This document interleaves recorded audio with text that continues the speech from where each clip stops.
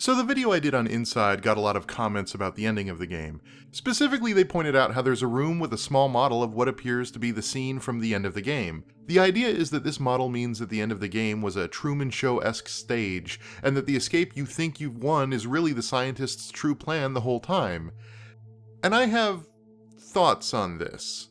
First, mea culpa. I played through this game twice, once just to play through it, and once more to get all the collectibles and unlock the secret ending, and both times I totally missed the whole model of the ending thing. Oops. I blame the fact that the huddle is just supremely captivating to look at. I mean, it's part gish and part procedurally generated limbs that come out in response to animation cues. It's neat looking. But yeah, I missed this, and my analysis was weaker for it. So what does this new information mean about the reading of the game? Well, not too much, really. Mostly it just reinforces the themes of control. If the ending is just a stage thing is true, then you're still just the extension of someone else's will by being the physical body that brings their vision to light. The only thing this information really breaks is my optimistic take on the ending, but I think the model maybe sets up a more interesting way to look at the end of the game that isn't necessarily happy freedom or a mean scientist's tricks. Or maybe it doesn't, but we'll get to that in a bit. Anyway, it's no secret that most of the game's exposition is done via the environment. The game presents you with some imagery and you interpret what you can from it. And this works well for really broad ideas. We know the evil authorities' power stretches far and wide as we see no free citizens resisting, and their forces stretch from their inner sanctum all the way out to the edges of the forest. We know that the city has been in disrepair for quite a while because the surveillance cameras are everywhere, a fire escape nearly topples under the weight of a small child when he falls on it, and that big neon sign is in pieces. We also know that at some point something went terribly wrong in the labs, because a big portion of it is sunken with bodies and experimental equipment still in the water, implying that whatever disaster happened there happened fast. But environmental storytelling alone is really bad at establishing things like motivations or direct cause and effect. Like, is the city crumbling because of the evil authorities' corrupt rule, or is the city crumbling because of the aftermath of the accident that also destroyed the labs? Is the evil authority in power because of the accident and the power vacuum that created, or were they already in power and maybe their research caused the accident? Is the accident that swallowed some of the labs related to the brain control and the drones in some meaningful way, or was it just some other project that involved maybe the mermaids? We don't know. We can't know because all we can do is look at the environment and make inferences.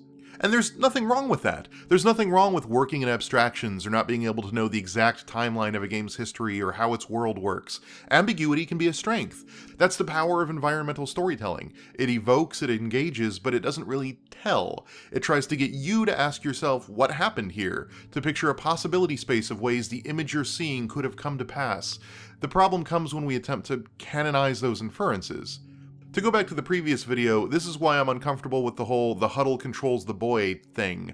The only argument for it textually is that there's a final giant collectible in the room next to the huddle, and the collectibles are how you get the secret ending to turn off the boy. But there's nothing to suggest these collectibles give the huddle control over the protagonist. You shut them all down and nothing really changes, and there's nothing to connect the computer chair in the final scene with the huddle itself. The little connectors you unplug from the huddle aren't really the mind control hats in their appearance, and the cords that they're connected to aren't the bright yellow lines that usually lead to those collectibles. There's nothing in the game that directly suggests that the huddle is a mastermind in control of the boy. It's just a weakly supported inference of plot that gets treated as meaningful because it lets one build subtext that might not actually be there. But the idea that the ending of the game is fake does have at least a bit of textual support. I think the problem here is that people are insisting that there's a singular answer in a game that plays its narrative super close to its vest. There is definite evidence to support the idea that the ending is just a stage. After all, there's not just a model of the exact scene from the ending, complete with an identical lighting setup, but there's also an area in the flooded lab where they seem to be building an artificial biome. And hey, a lot of those scientists seem to try to help you along the way, so maybe this is all part of their grand plan to guide you there.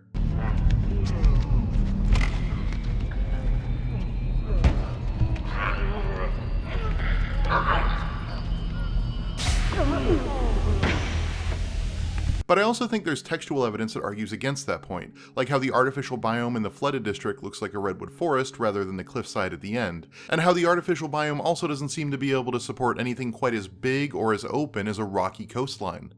Also, sometimes the model of the beach next to where you work is just the model of the beach next to where you work, and not a model of your master plan to trick a blob of flesh into thinking it's really on a beach when it's really on a soundstage for no clear reason.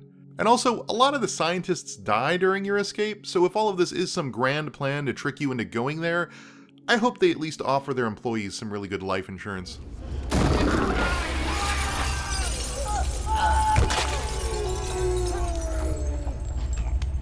The point is that the game doesn't really come out and say either way, but it certainly implies the possibility. So instead of fighting over whether the scene absolutely is or is not some sort of giant soundstage, maybe we should be looking at that ambiguity itself and what that means to the work. Maybe the point of the ending isn't that the huddle really did truly achieve freedom, or that true escape is absolutely impossible, but that the nature of control, true control, is that you can never really know when your actions were your own. The game shows us this place we're gonna go, fake soundstage or real or whatever, and then sure enough, we go there, seemingly of our own volition and unquestioning of the path that laid before us or the constraints that kept us on it. And by we, I mean both the huddle and the player. Really, when I said the game was about control, I may have been a little overly broad. Control can be seen as authority through force, or economics, or any other number of factors. But control in Inside is about the manipulation of others to do your will, often disguised as their own will. We can't really speak for the drones and the civilians, but we see no external signs of resistance or their own free will. The pig at first seems normal, you think the little wiggly bit is his tail, but it's really the mind control worm. The chicks are used to solve a puzzle just by doing what they instinctively do.